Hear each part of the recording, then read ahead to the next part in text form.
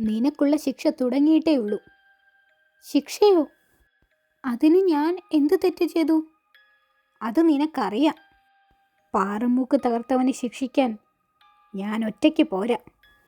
ഞാൻ അല്ല, ഞങ്ങൾ ഉടൻ വരും, കാത്തിരിക്കും. എന്തൊക്കെയാണ് ഈ സംഭവിക്കുന്നത്? ഇങ്ങോട്ട് ഇറങ്ങി പുറപ്പെട്ടത് അബദ്ധമായോ?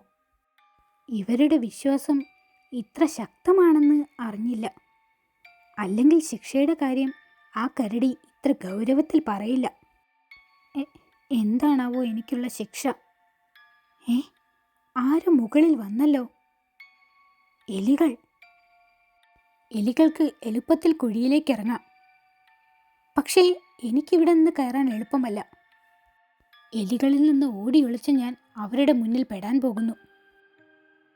ഏത് നിമിഷവും എലികൾ താഴേക്കിറങ്ങും.